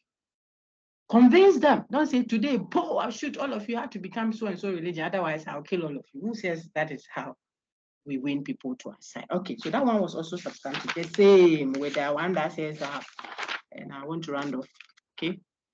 So that the confusion in people's minds will be clear. That's why I'm using the textbook. references to help you, okay? The one that says head of state, where is it? Example 5. The head of state is not really a Ghanaian since he's half Scottish. The other person says, no, he's Ghanaian since he's our leader and he's a Ghanaian citizen with a Ghanaian passport. He says this is likely not to be just a verbal dispute. It is not. If you were to compare, this is more substantive than verbal. So being verbal is not because there's one particular word repeated. Ask yourself, there we go, can we stipulate meanings? Can the two people agree on it, on a specific meaning? If they can agree, then it was merely verbal. But how would they agree if what they are discussing, the point of views they are working with, is different, especially values, opinion, not feelings or viewpoints? Sometimes too, it's not just values, but it is facts. But the facts are different. What the fact I have is different from the facts you have. Okay? Not that a factual matter that we can go and observe. I have different facts on my table, like the GDP is so and so and so, and you have a different fact. So the disagreement becomes substantive. But this one can be easily resolved, even though it's substantive. As soon as we show the fact that, oh, but you are telling at Parliament, for example, you said that our GDP is so and so. It's not so. If you look at so and so, 19 days, it was the rational and critical mind will say, oh, I concur, I concur. So even though substantive, it can be resolved. But where it borders on value judgments, viewpoints, we may never be able to resolve it. I'm so done. So look on your screen. She's a nurse because she has a certificate from the training college. Training school says Kofi. On your screen, oh, please. Then Kojo says, no, he's not a real nurse because she does not take care of her patients. You think this is verbal? That they are contending over the word nurse? Yes, the word nurse, but not the description of the word nurse. It is on what each one thinks a nurse should be. So Kojo, the second person on our screen, can agree that yes, that lady has a certificate and all, but he doesn't think she's a nurse. Because for him, a nurse should take care of her patients. So you can have all the certificates. If you are not taking care of your patient, you are not a nurse really proper. You see that? That's the point. This is substantive. So this person, if he's the boss of that hospital, he will tell you, look, put all your certificates at home when you are coming. That is not what we are focusing on here. Here, you nurse the patients, care for them, handle them with care. Otherwise, we will sack you.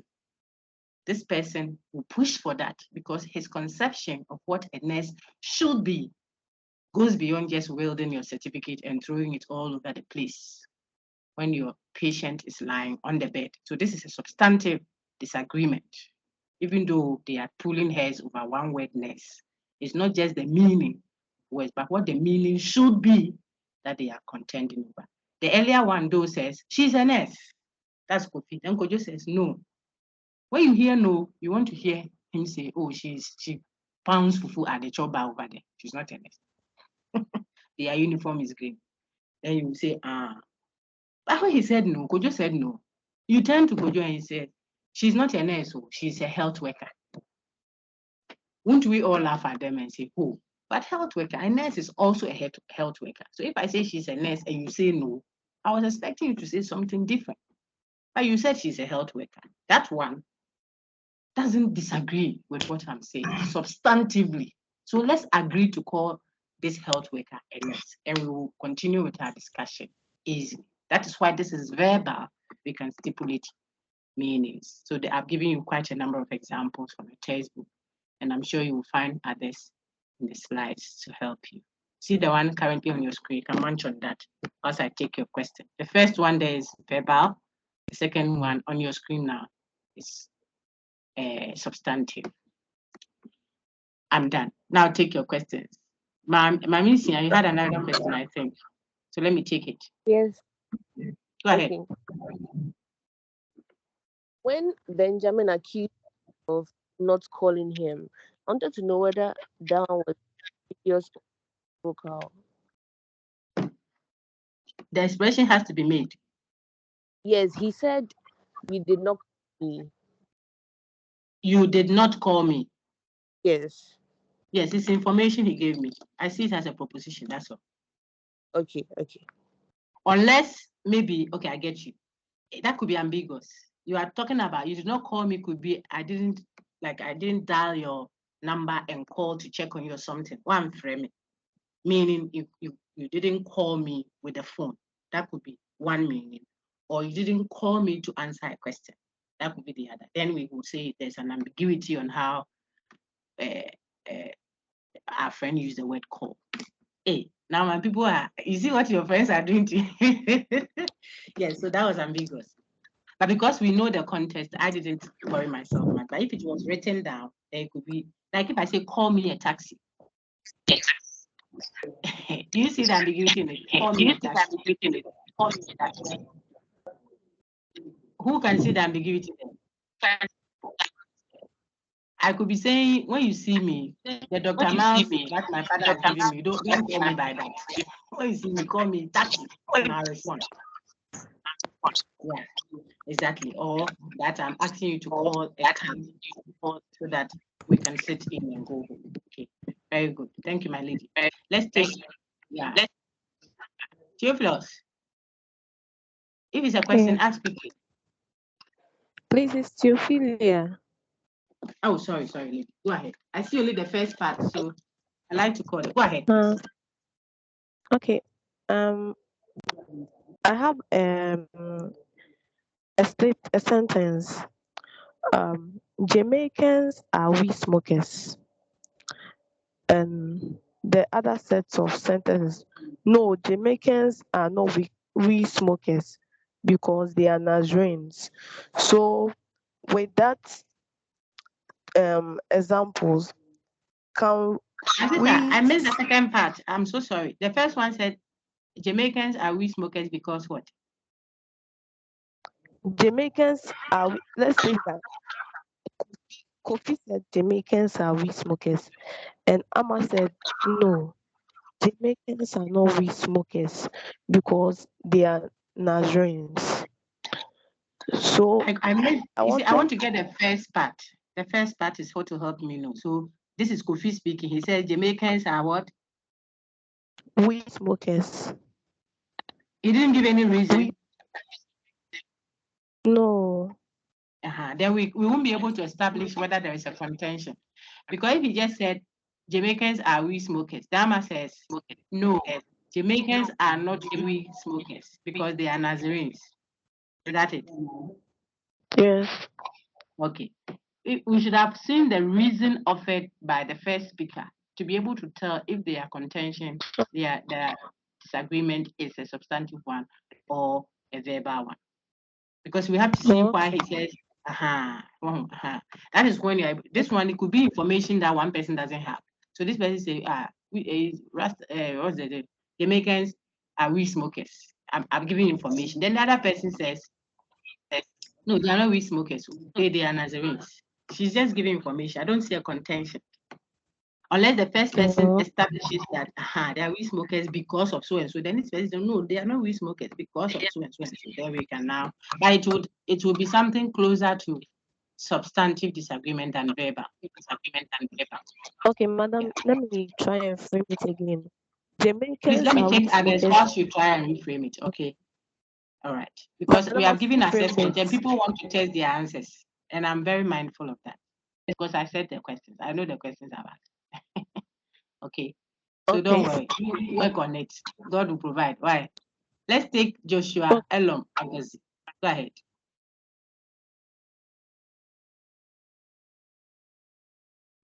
Hey, Joshua. I have to enter another meeting, but I don't want to go without addressing your questions as much as I can. Take the rest to tutorial if they are still there. Okay, go ahead. Yes, please. Please, with the definition, we said if you change the one connotation to the other without alerting them. What's the question? I know what I said. Just ask me your question. Okay. Okay. To find out the connotations and then you alert the audience, will you say equivocation? If we told you that without alerting them, that is when it's equivocal, then you alert them, then there won't be equivocation. Okay, because you will say, by responsibility now, I mean this, and not as I used it earlier, and then the equivocation is gone. Okay, so obviously, if we said without alerting your audience, see that, and then you were speaking, you alerted, then you've done the opposite, it's a negation. So the effect will go, like it won't be a equivocation again. Okay, I hope that helps. Let's take Clelam, Joachim. We have 6 hands to go. Clelam, go ahead.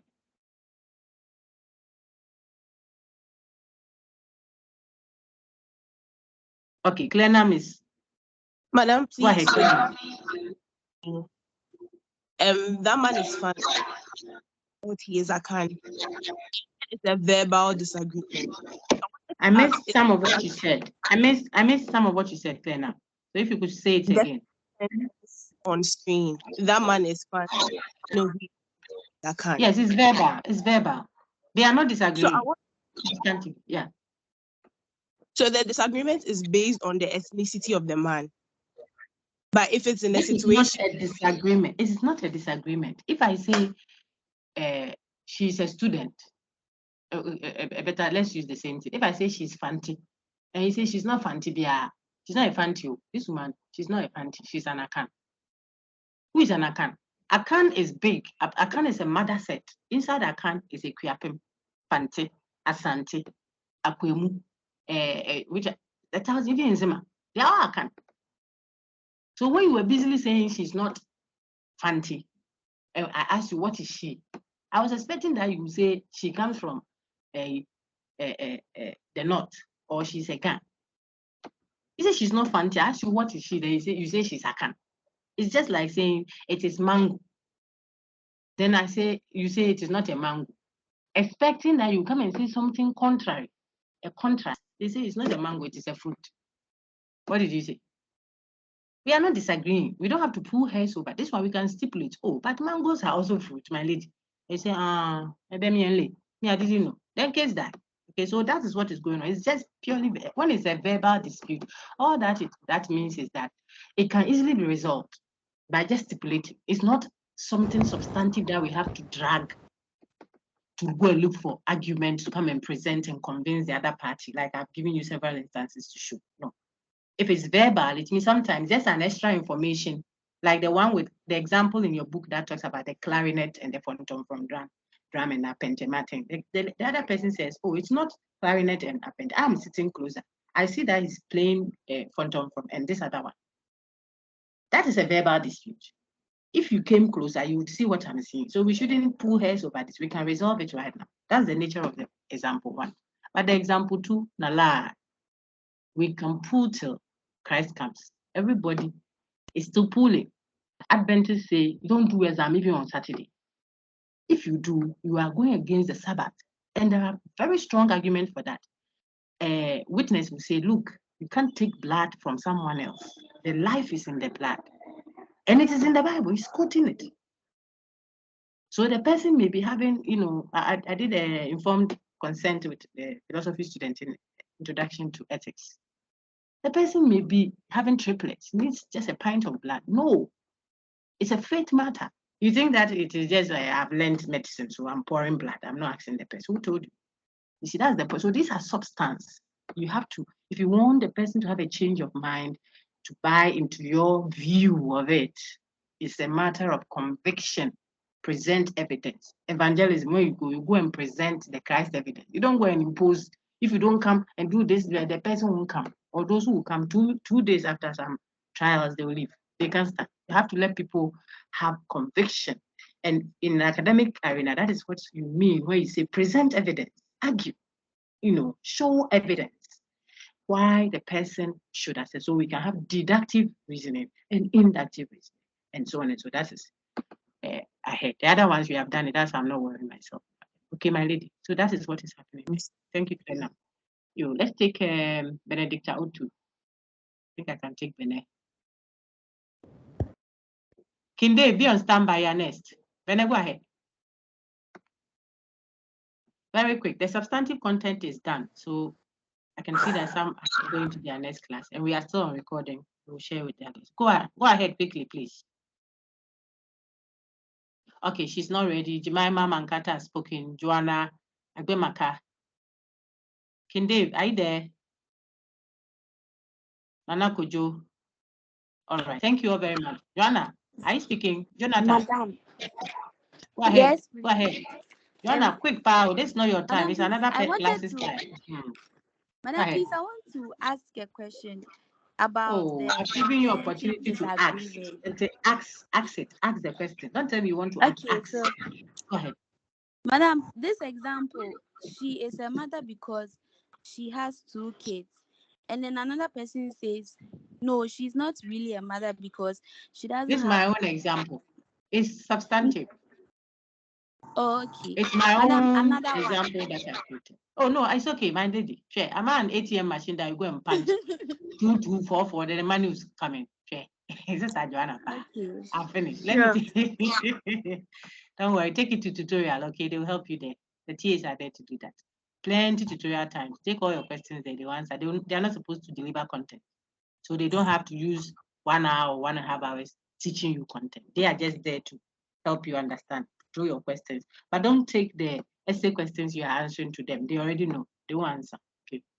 One more. I think I can take one gentleman. The gentleman whose hands are up, please, if you feel strongly about your question, please ask. But when I mention your name, you are not speaking. I don't know where you are.